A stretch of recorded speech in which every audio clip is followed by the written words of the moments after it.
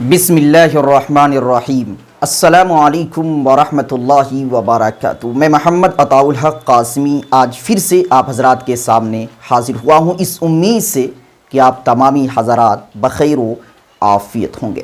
دوستو، محرم الحرام کی عظمت کا پتہ آپ کو بھی ہوگا۔ یہی تو وجہ ہے کہ لوگ پوچھتے ہیں، سوال کرتے ہیں کہ محرم الحرام میں ہم کیا کریں اور کیا نہ کریں۔ اور بہت سے لوگ وہ ہیں جو محرم الحرام میں بہت سارے کام کرتے ہیں عبادت سمجھ کر، نیکی سمجھ کر، لیکن دوستو وہ کام عبادت کے کام نہیں ہوتے، وہ کام نیکی کے کام نہیں ہوتے۔ اب ظاہر سی بات ہے کہ جو کام نیکی کے نہ ہو وہ گناہ کے کام ضرور ہو جاتے ہیں۔ تو آج کی اس ویڈیو کے اندر میں آپ حضرات کو صرف دو کام کے بارے میں بتاؤں گا کہ جن کاموں کے کرنے کا ثبوت شریعت سے ملتا ہے، حدیث سے ملتا ہے۔ محرم الحرام کے مہینے میں آپ صلی اللہ علیہ وسلم نے دو کام کرنے کا ہمیں حکم دیا ہے۔ اب ان دو کاموں کے علاوہ جو کام بھی کوئی شخص نیت یہ کر کے کرتا ہے کہ یہ ثواب کا کام ہے یا نیکی کا کام ہے، تو سمجھ لیجئے کہ وہ نیکی کے کام نہیں بلکہ وہ گناہ کے کام ہیں، کیونکہ ماہ محرم میں صرف دو کام کرنے کا ہمیں ثبوت ملتا ہے۔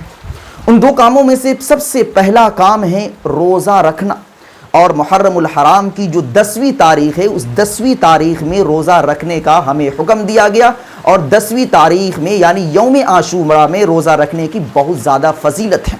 اللہ کے رسول صلی اللہ علیہ وسلم کی حدیث ہے کہ رمضان مبارک کے روزے کے بعد سب سے عظیم ترین، افضل ترین جو روزہ ہے وہ محرم الحرام کا روزہ ہے، یعنی یوم عاشوراء کا روزہ ہے۔ اسی طریقے سے اللہ کے رسول صلی اللہ علیہ وسلم کی حدیث یہ بھی ہے کہ اگر کوئی شخص یوم عاشوراء کا ایک روزہ رکھتا ہے تو اس کی وجہ سے اس کے پچھلے ایک سال کے صغیرہ چھوٹے چھوٹے جو گناہ ہیں وہ معاف ہو جاتے ہیں، وہ دھل جاتے ہیں، وہ ختم ہو جاتے ہیں۔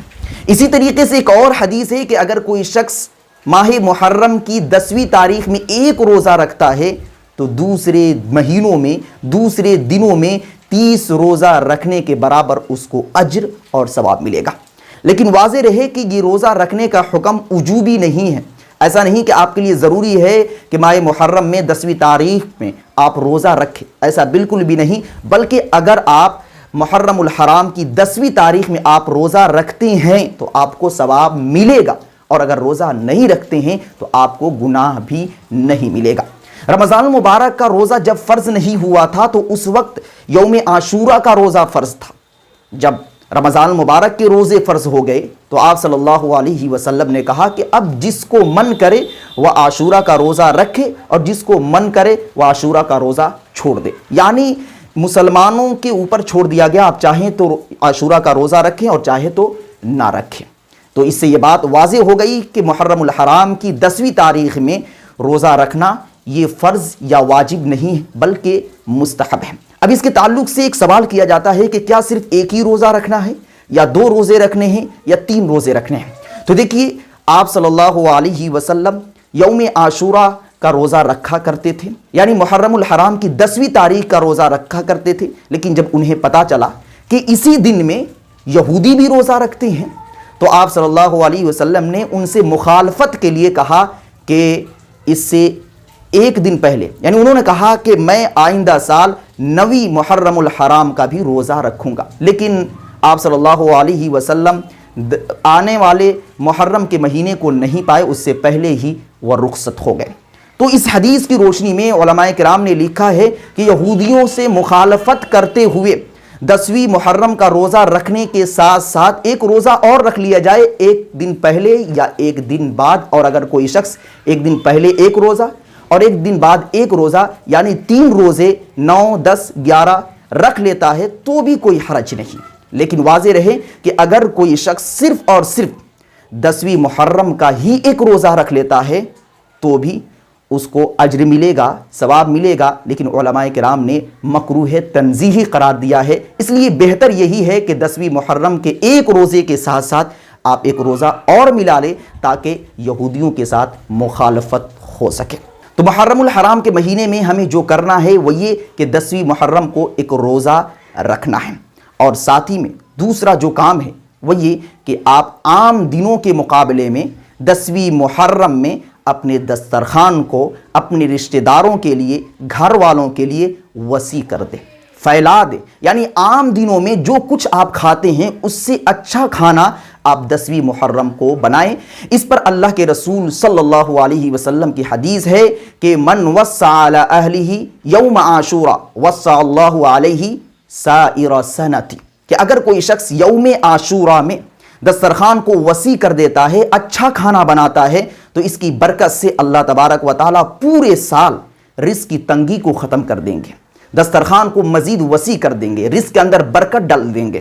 تو ہمیں حدیث کی روشنی میں محرم کے مہینے میں 2 کام کرنے کا ثبوت ملتا ہے. پہلا کام کہ 10ویں محرم کو روزہ رکھنا، اور دوسرا کام کہ 10ویں محرم میں اپنے اہل و عیال پر اچھا کھانا بنا کر کھلانا.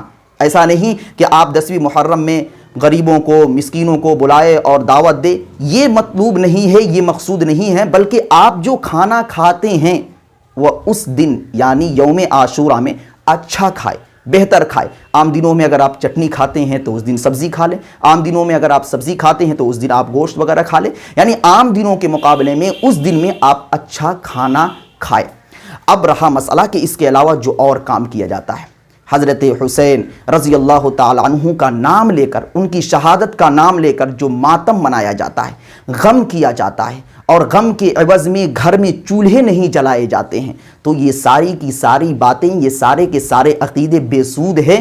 ان ساری باتوں کا شریعت میں کوئی جڑ نہیں ہے، کوئی اصل نہیں ہے، کوئی حقیقت نہیں ہے.